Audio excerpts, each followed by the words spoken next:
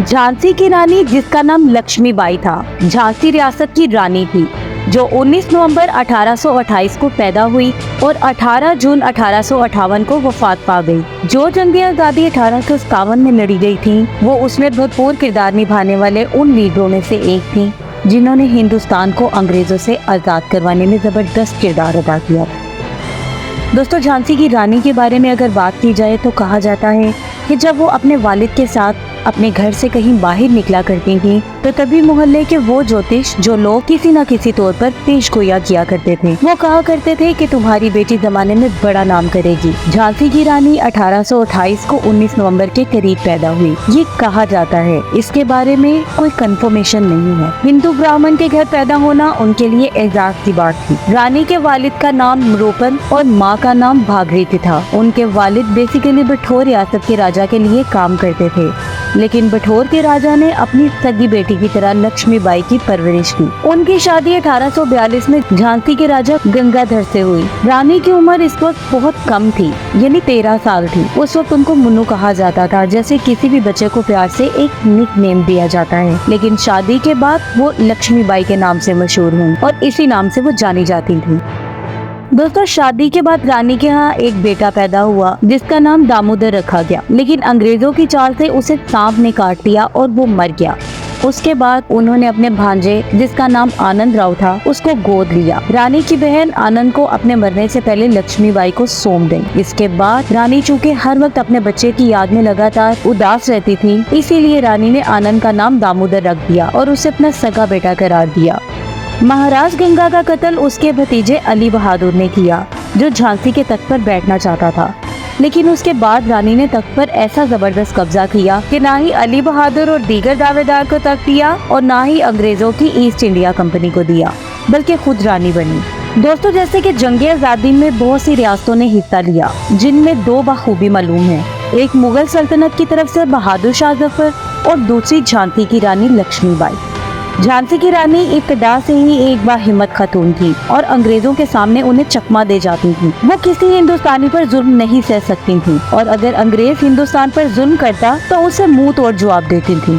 इब्तदाई तहरीक आजादी मई और जुलाई में 1857 में मेरठ से शुरू हुई थी और इस तहरीक को उस वक्त असल अरूज मिला जब अंग्रेजों की फौज में बेशुमार हिंदुस्तानी मौजूद थे और उन्होंने गाय और खंजीर की चर्बी वाले कारतूस इस्तेमाल करने से इनकार किया, क्योंकि उस वक्त अंग्रेजों की फौज में हिंदू और मुसलमान हिंदुस्तानी मौजूद थे। तो मुसलमानों ने इसलिए इनकार किया क्योंकि वो खंजीर को मलून समझते थे और हिंदुओं ने इसलिए क्योंकि वो गाय को बाबरकत समझते थे। इसलिए दोनों के लिए ये जायज ना था कि वो कारतूस इस्तेमाल करें।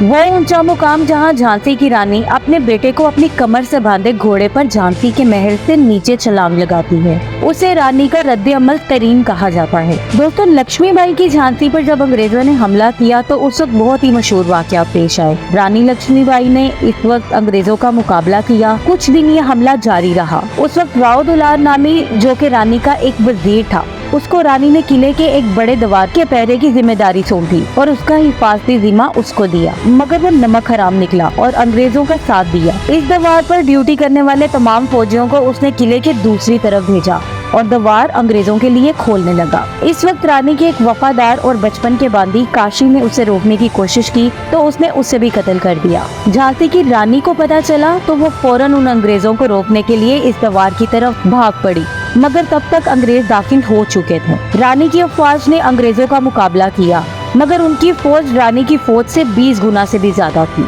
इसलिए उस वक्त रानी के पास भाग निकलने के अलावा और कोई रास्ता नहीं बचा और मजबूरन रानी महल से चली गई। उस वक्त अंग्रेजों ने उन्हें पूरी तरह घेर लिया था। उसने महल के इंतहाई बुलंदतरीन मुकाम से घोड़े पर सवार होकर छलांग लगाई और भाग निकली।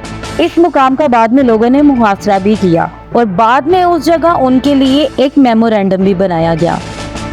इसके कुछ दिनों बाद रानी ने अंग्रेजों पर एक जबरदस्त हमला किया और झांसी वापस ली। फिर रानी अलग अलग जगहों पर जाकर लोगों में अंग्रेजों के खिलाफ आवाज उठाने लगी और लोगों में जज्बा पैदा किया।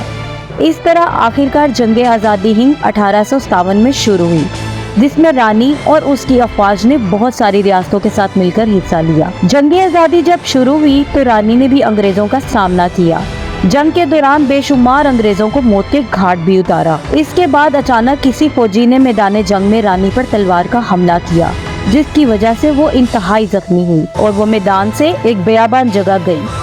कहा जाता है कि वहाँ रानी ने एक बुजुर्ग को देखा और उनसे कहा कि वो लक्ष्मी बाई के जिस्म को इस तरह जलाए कि उसका जिस्म मौत के बाद भी अंग्रेजों के हाथ ना आए, जैसे जिंदगी में कभी अंग्रेजों के हाथ नहीं आया। उस फकीर ने रानी को जला दिया और किसी को खबर भी ना हुई कि रानी का जिस्म कहाँ गया। वो इस काम से अंग्रेजों को ये पैगाम देना चाहती थी कि अंग्रेज ना तो रानी को जिंदगी में पकड़ पाए और ना मौत के बाद। इस तरह रानी की बदौलत हिंदुस्तान में आज़ादी का जज्बा बर्पा हो गया, जिसके नतीजे में 90 साल के बाद आज़ाद पाकिस्तान और भारत वजूद में आया। आज भी भारत में रानी को एक अनमोल खातून का दर्जा हासिल है। दोस्तों, हमें उम्मीद है हमारी आज की ये वीडियो आपको ज़रूर पसंद आई होगी। अगर वीडियो पसंद आई हो तो वीडियो को लाइक कीजिए और चैनल को सब्सक्राइब कीजिए।